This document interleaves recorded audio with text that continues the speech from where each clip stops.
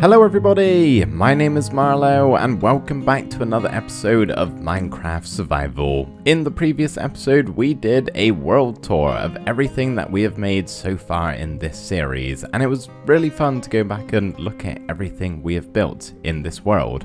In today's episode we are going to get back to building and start a brand new project which we will be finishing in today's episode, but it's not going to be here in the overworld.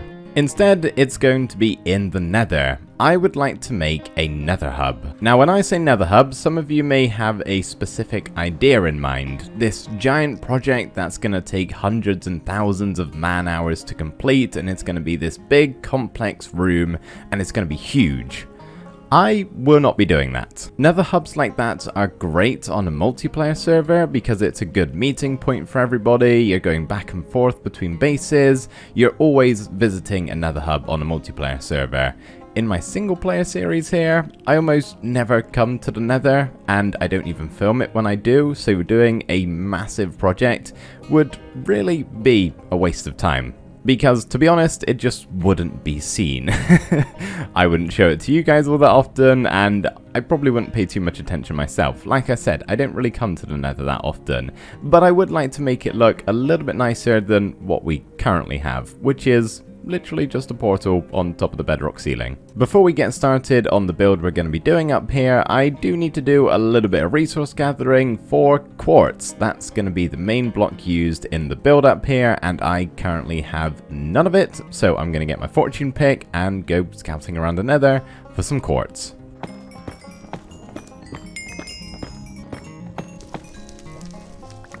And that is going to do it. So 13 stacks in total, which should be enough. I calculated how many blocks I needed and it was like 11, 12 stacks, so we should be fine. But yeah, it always helps to have a little bit more. So that took a while, as you can imagine. It's been a while since I've harvested quartz in that high quantity, so now I just need to navigate my way back home. And we have arrived. I just need to fly up here and bonk. I am home. Well, sort of. I just need to follow my pathway, which is over here. So now I'm going to take my quartz blocks here, smelt some of them up into smooth quartz, craft others into bricks and pillars, so on and so forth, and gather up all of my other supplies, and then we can build my Nether hub.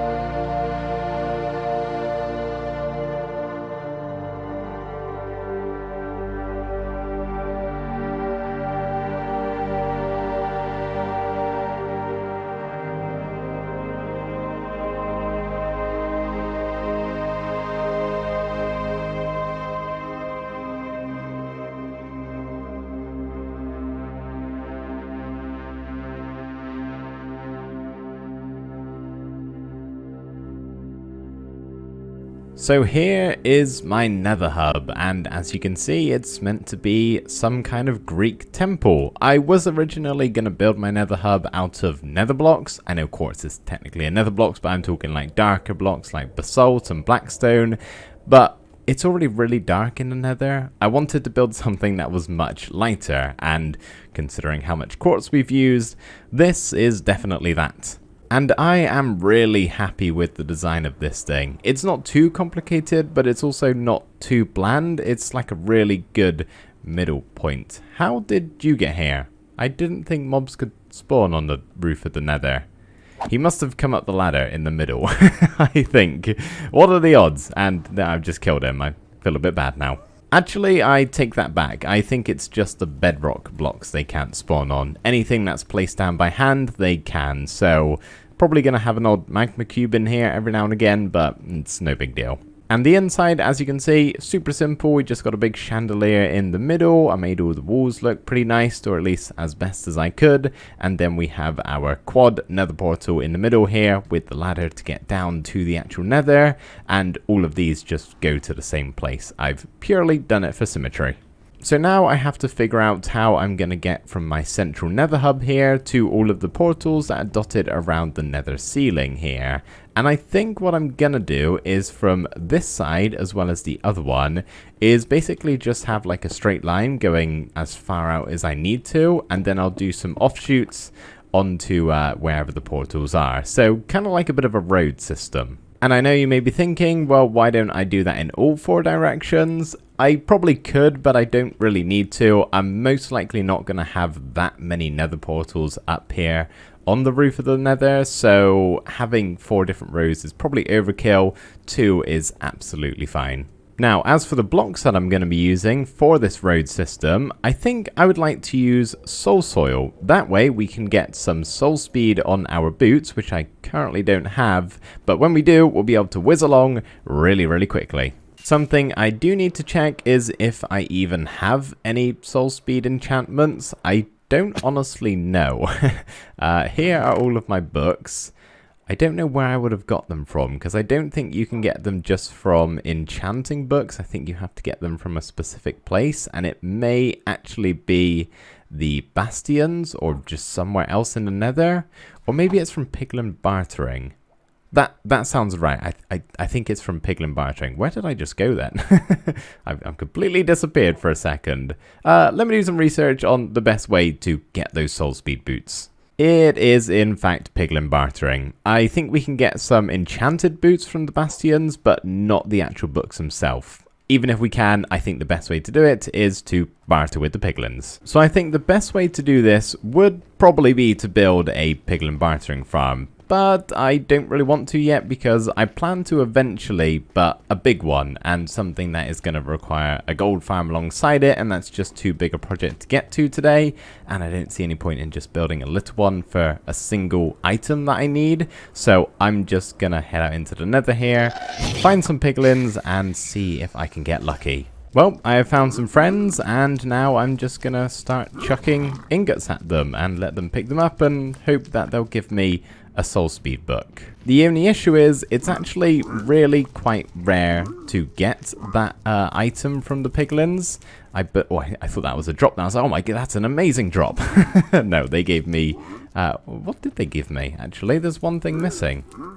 I got the soul sand, the fire charge, and one of you just took the gold and gave me nothing in return, unless they chucked it in the lava. But yeah, there's a 1% chance of getting the soul speed enchantment, so odds are not in my favor. And that 1% is just for any soul speed book. It's not soul speed 3, which is what I'm looking for. So really I've got like a lower chance than that. I can't really do the percentages right now in my head, but I'm just sort of trapping these guys just so, you know, they don't walk into the lava, or I don't walk into the lava, and it's just going to make this process a little bit easier. So I guess I am technically building a piglin bartering farm, but a really, really primitive one. Could you guys please look, there's a gold ingot in there. Please go grab it. I made a mistake. I accidentally opened my ender chest, and they were not a fan of that. So, yeah, I might have to go find some new piglins. Not to worry, they've forgiven me. I flew away to a nearby warped forest just over there somewhere and crafted some trapdoors. So then when I give them all of their gold, if they are unable to actually throw it out to me over the block, I could just, you know, walk in and get it. So this is what I'm going to do until I hopefully get lucky at some point in time.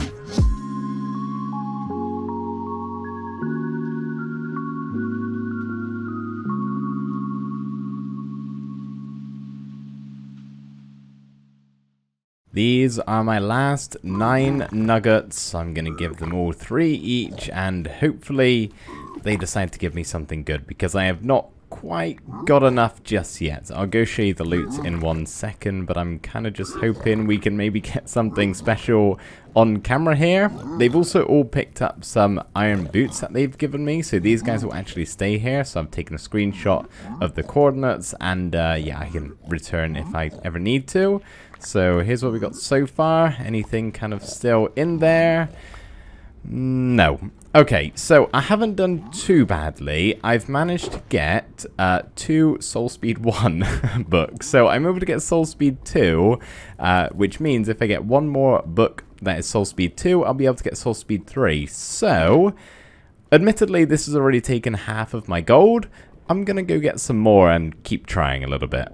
I have got quite a bit left. Let's leave myself with a little bit of gold remaining if I ever need it, and take the same as what I've just taken. Everything I just traded then or bartered was half a stack of gold blocks. So in theory, we should be able to get it this time round. However, I think a gold farm may be in store sooner rather than later. Oh my goodness, magma cubes. Okay. Gonna have to go careful going through that portal. Would have been a good idea to make this build spawn proof. Here are the last lot of items coming in. It's really not looking hopeful. I haven't managed to get another book since the first 2, so unless you have something special for me, we are unfortunately gonna have to settle with Soul Speed 2. Which I suppose is better than nothing. I'll still keep trying to get another Soul Speed book, but it's gonna have to wait until I have more gold because obviously I've just used all of it up. On the plus side, we have got a bunch of random assorted items here, which are kind of helpful. Really, it's only the gravel and the quartz that I'm interested in, but hey, I'll happily take it all. It was worth a try. So now we are back at the central Nether hub and we're ready to start working on the roads that are going off in the 2 directions. Well, we're nearly ready. I do have to gather up a whole bunch of soul soil.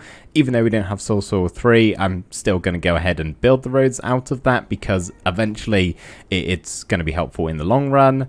So I need to go gather a bunch of that. I'm going to go put these 2 books on my shoes and I'll update you after that is all done. At long last, we are done. This has taken a little bit of time to place all of these blocks down, and that was actually the shorter side we've just flew across. This one even longer, with this one actually going out like 500 blocks. It's quite the distance. So yeah, we got it all down, but there is actually a little bit of a problem with this. And that is, as you can see, mobs can spawn on it. Now, magma cubes are fine, skeletons I can deal with, but every now and again there will be a ghast that spawns on here, and if I'm anywhere near my temple and it shoots and misses me and hits that instead, it's gonna break it, which I don't really want. So we're gonna have to cover up these soul soil blocks with something. We could use slabs, we could use trapdoors, or even better still, carpet blocks. Why that's even better, you may be asking? Well, I have this mob farm here which happens to produce string which can be crafted into wool and then into carpet. The trouble is, this is all I have, so I might actually have to do some AFKing if all of this isn't enough. So I've managed to craft 18 stacks of white carpet, which I'm hoping should be enough, and even if it's not, it should be pretty close anyway, because I only harvested like a shulker box full of the soul soil here, and I didn't even place all of it down. So yeah, we hopefully should be able to do this. Actually, you know what, let's just test. Can we still run fast? Yes, we can. Okay, good. Glad I checked that beforehand. Oh, I don't know if we're going to have enough. We're running out. No, I'm so close. Just kidding, we got one more stack. I think, yeah. This is the last stack, so just about we have had enough to finish our roads here, which is awesome. I can put my boots back on now and run as fast as I'd like. Well, there is actually a limit, but I certainly run pretty quick. Now I know what you're probably thinking. Since I have my elytra on all the time, can't I just fly along? Do I really have to run? Was this road really necessary? Well, to that I say, you're right. It wasn't necessary at all. There is the odd occasion I don't have my elytra and running is helpful, but if I don't have my elytra, chances are it's because I've died and then I also won't have my shoes. So a line of torches probably would have done the job just as well, but this looks a little nicer. I have made one final addition to our nether hub here, and that is a couple of lecterns on either side, basically just saying what is down each side so I can remember. And I've also, when we get to the checkpoints and the off-roads, I've just added in a couple of little signposts so I know which one is which, basically. Okay, I think that's all we're going to be doing in the nether for today. Let's do some stuff in the overworld here, and we're actually going to be making a little bit of a build as well as a farm over here in this spot. I've purposefully not planted any trees down in this specific location because I felt like it needed a bit of a building. So now I just need to think whether I want to build the building first or the farm that's going underground. I think let's do the build first of all. It's only a small little tower, shouldn't take too long, and then we can just focus on getting the farm done.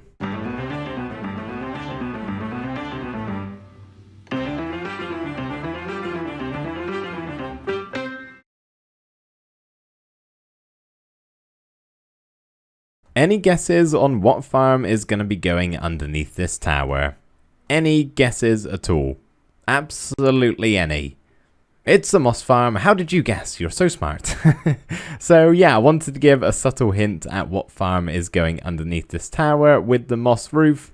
I really love this block. I don't use it enough in this world. I've really only used it as roofs. One over here and one as part of my survival base just around the side there. So I want to start changing that. I would like to do a project which involves basically like terraforming a giant piece of land into moss only. It's just so green and luscious, and I'd love to do something like that at some point in time. So to prepare for that day, we're going to be making a moss farm, which, as you may have guessed, is going directly underneath this tower here, which is where that ladder will lead to going down. The ladder leads to going up absolutely nowhere. Well, this second level, if you could even get away with calling it that. There's not too much room in here. So here we have a wonderful little moss farm design from Chapman. I'll leave the link to the tutorial that I followed down in the description below. I definitely could not build this myself, so had to bring in the redstone pros, but it works super simply. Well, redstone, I don't know. You flick this lever and this happens. And all of those blocks basically get crushed and then regenerated from the stone. Bone meal obviously grows the moss, which is in this dispenser here, and all of the drops go into this double chest here. The majority of what you get is actually moss blocks, not so much the moss carpet and azalea bushes, but that's fine. All I really want from this is the moss blocks themselves. It turns out it kind of spreads to underneath the farm. So what I'm going to do is slightly decorate this room. I'm really not going to try too hard with it, considering it's just underground out the way. I'm basically just going to replace the walls with nicer blocks and also the floor. So this doesn't happen. But whilst I'm doing all of that, I'm going to just let the farm run, keep my eye on it, and hope nothing breaks, because I don't know how to fix it. After about 15 minutes, we are done. I've turned the machine off, and this is everything we've got, which is very good, honestly. And we still have like half of the bone meal, which is amazing. We obviously got a bit more moss, which I've placed around the room here. So, you know, add a couple more stacks into that as well. As I said, I'm keeping it super simple. Not really trying too hard with this, just enough to make it look a little bit pretty. I did consider placing some vines on the wall. I thought that could be fun just to kind of place a couple and let them grow, but because we're in the mountain biome, they look like that, which just kind of ruins it. They're not really green, they're more grey at that point, so yeah, we're just going to stick to moss on the walls. So there we go, everybody. That is going to do it for today's episode. I just have one last thing to mention before we go here, and that is, who's excited for 1.19? It seems really close, doesn't it? Like just around the corner. I feel like it's going to come at an inconvenient time for me personally, though. I go away on a 10-day trip to Switzerland a week after this video is uploaded, so I'm like starting my pre-recording now. So there's a good chance 1.19 is going to come out whilst I'm away or just before, which will mean 1.19 content in this series will probably be a little bit delayed. I just want to let you know now in case I forget to mention it, or something else comes up. I don't know, but regardless, I'm excited. We're going to be, of course, keeping this world for the update. I don't plan on resetting anytime soon. So, yeah, looking forward to that. The Deep Dark, the Warden, the frogs, and all the other good stuff. It's going to be a good fun time. But thank you everybody for watching. I really hope you enjoyed, and I will see you in the next video. Bye for now.